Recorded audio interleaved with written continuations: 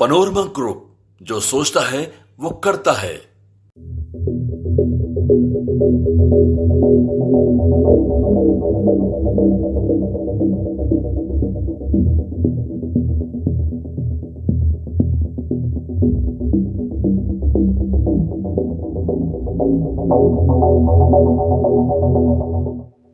नमस्कार, मैं हूं अदिति और आप देख रहे हैं न्यूज फनेशन।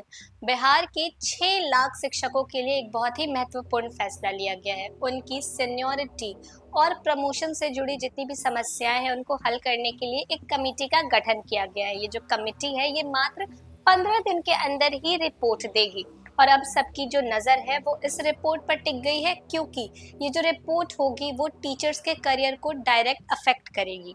बिहार एजुकेशन डिपार्टमेंट ने स्टेट के 6 लाख टीचर्स की सीनियरिटी डिसाइड करने के लिए एक नई कमेटी बनाई है। ये कमेटी 15 दिन के अंदर अपनी रिपोर्ट डिपार्टमेंट को देगी। आइए आपको बताते हैं कि इस कमेटी में कौन कौन शामिल है।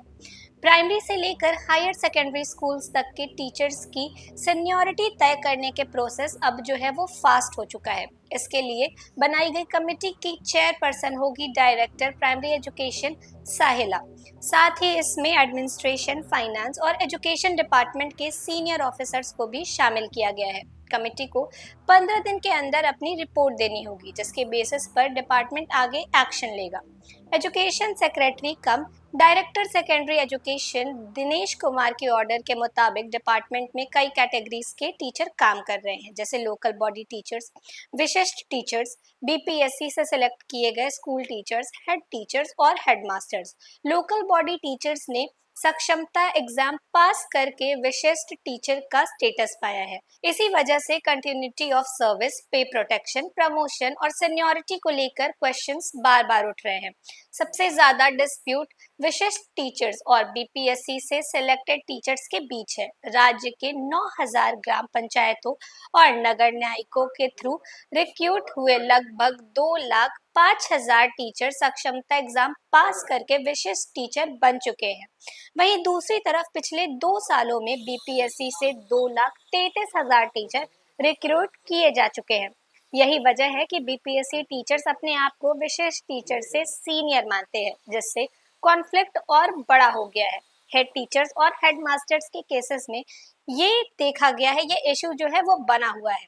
कमिटी में chairperson director primary education Sahila के अलावा मेंबर्स होंगे consultant Pankaj Kumar, director administration Manoj Ranjan Kumar, joint secretary Amrish Kumar Mishra, regional deputy director of education Amit Kumar, deputy director primary education Sanjay Kumar Chaudhary, deputy director secondary education Abdus Salam Ansari, internal financial advisor Sanjay Kumar Singh और district education officer Yogesh Kumar.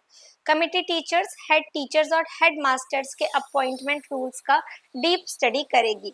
Service continuity, पे protection और seniority order से related सभी situations को examine किया जाएगा। जरूरत पड़ने पर कमिटी टीचर्स ऑर्गेनाइजेशन और लॉ एक्सपर्ट्स से भी एडवाइस ले सकेगी।